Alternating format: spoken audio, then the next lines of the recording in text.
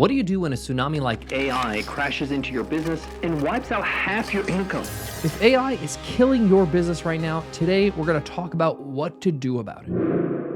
Real quick, if these episodes help you in any way, hit subscribe. It helps us keep bringing you practical business insights 3 times a week for free. Thanks. Here's the full question from Patricia.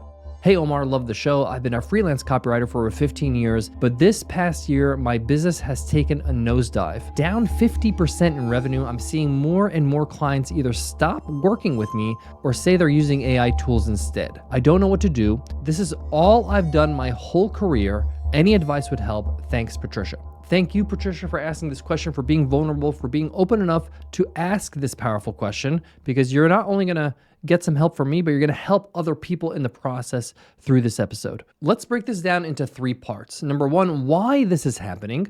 Number 2, what we need to do starting today. And number 3, how this shift might actually be the best thing that ever happened to your business. Let's start with number 1, the uncomfortable truth, which is AI is replacing certain types of labor. That's just the truth, especially if that labor is repeatable, is easily templated, or is seen as a commodity or commodity service. That doesn't mean you are replaceable, but it does mean the perception of what you offer might be.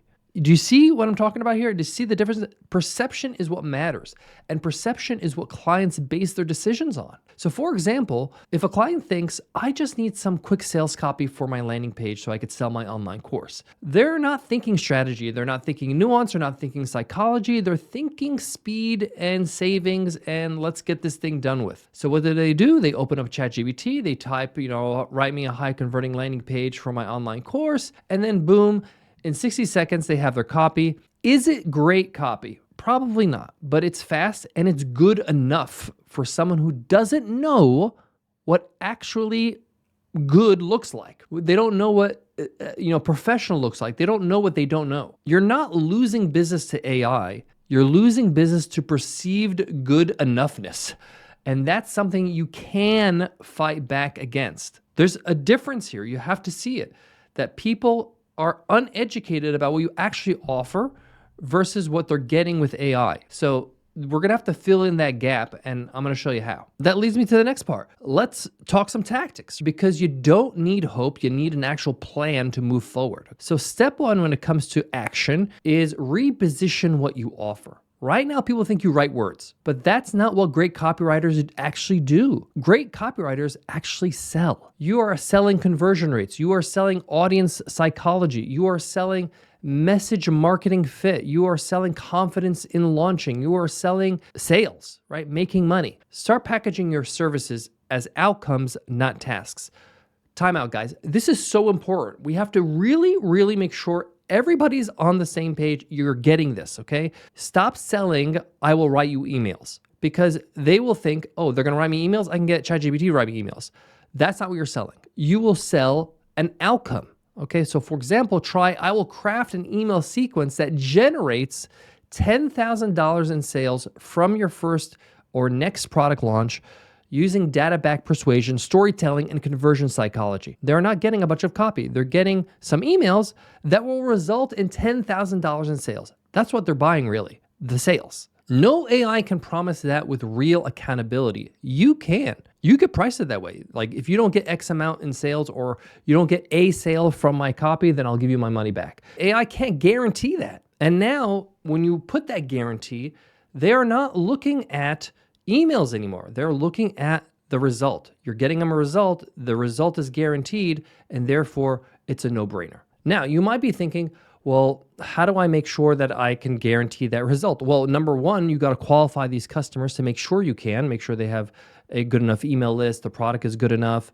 and that you are confident enough, and you got to be good enough. You have your sequences, your emails in this scenario have to be good enough to get people to get to the page and convert. And you don't need to overpromise. Like you saw, I dialed it back and said, I can guarantee you'll make your first sale or a sale or 3 sales or whatever it might be.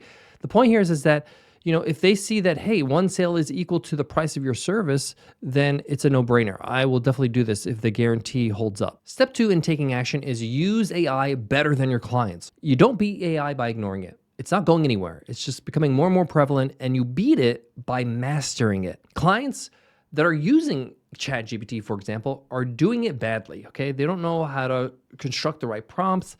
They don't know how to give it the right information, give it the right context, all that kind of stuff. You can become the expert who uses AI as an assistant and not a replacement. Try this positioning, for example. AI helps me write faster, but only I know what to say that actually converts. You don't need more content, you need the right message. So you don't ignore it. You say, hey, I use AI, but I have 15 years of experience. I know what converts, so I could tell AI what to write to make sure it does convert. Clients will pay you more when you position yourself as someone who uses AI as a weapon and not a crutch, and a way to deliver the work faster than a traditional copywriter. Here's a quick bonus. Start showing AI-enhanced workflows in your marketing. What do I mean by that? Well, here's an example. Here's I use AI from rough draft to high converting email in 48 hours. You could do a quick demo video on your website and show that. You can say why your AI written landing page isn't converting, and you break it down. You fix an AI written landing page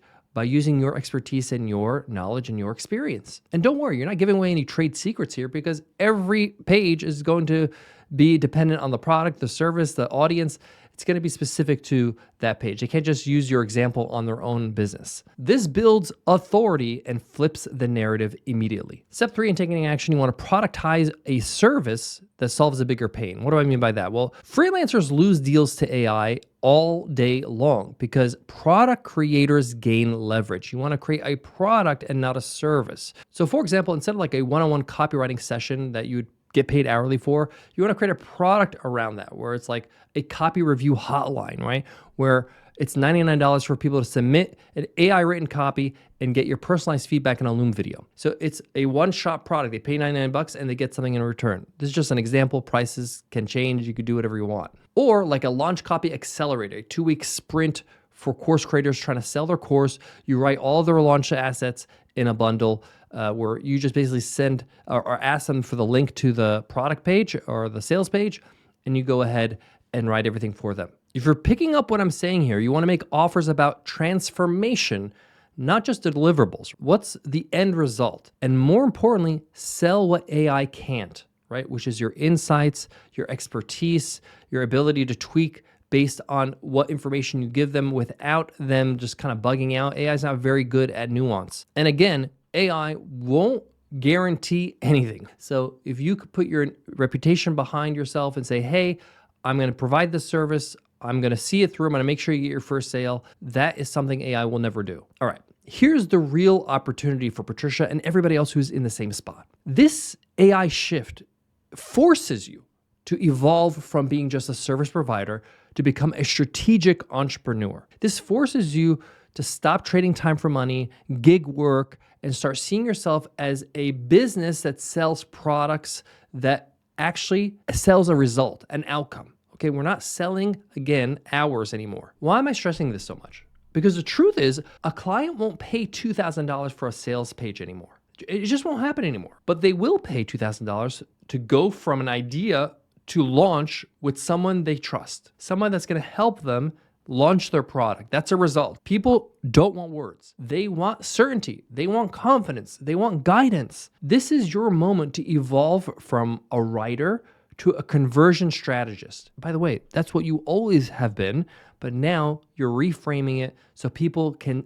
perceive you for what you're worth. From freelancer to consultant, from task doer to outcome deliverer. We're getting it? Let me give you some real life examples. A former freelance copywriter I know launched a launch copy concierge program. She now makes about $12,000 a month working with just 3 clients. No long hours, no begging for gigs. All she does is help people launch their products and services and relaunch them because people do live launches all the time. And she just focuses on the copy that you require for each part of that launch. Another example is somebody started a newsletter called Steal This Swipe, sharing AI-generated copy side by side with her improved versions of the copy. Now, in this newsletter, she gets leads through the newsletter weekly, and subscribers get to see her skill on display. Those subscribers then get so impressed by how improved her copy is and how appealing it is that they become clients of hers. You're not obsolete, but you're in a new game. So you got to play with a new playbook. You can't keep playing the same way. You got to change it up. Patricia and anyone else who's listening and feeling left behind because of AI, here's what I want you to remember from today's episode. AI can write, but AI can't care. AI can't support. AI can't get somebody's back. AI can't dig deep into the client's customer psychology and understand what's going on. It can't make people feel seen. It can't help people feel confident about hitting publish. You can, though. Don't shrink. Don't panic. Double down on what makes you human. Insight, judgment, nuance, empathy. That's your competitive edge, and it's priceless. If this episode hit home for you and you want to continue to learn from us at the $100 MBA, you should join our 3 Things newsletter. Every week, I coach you from afar with an email that gives you 3 things. 1, something to think about to build your mindset. Number 2, something to do so that you're building every week. And number 3, something to learn so that you're growing and learning every single week. It's absolutely free. Over 800 people have signed up for the newsletter just this past week. It takes about 5 minutes to consume. It's a no-brainer. Just go to 100mba.net/newsletter and I'll see you there. Before I go, I want to leave you with this. The truth is that AI is just another episode that we've seen before. Markets change all the time, and the demands of our customers will change. Before, there was no internet. Now there's internet, right? Before there was no social media. Now there's social media. There wasn't Google. There was no SEO. There was none of this, right? And then things change and evolve, and the needs and our business needs change, and how we reach our customers change, and all that kind of stuff.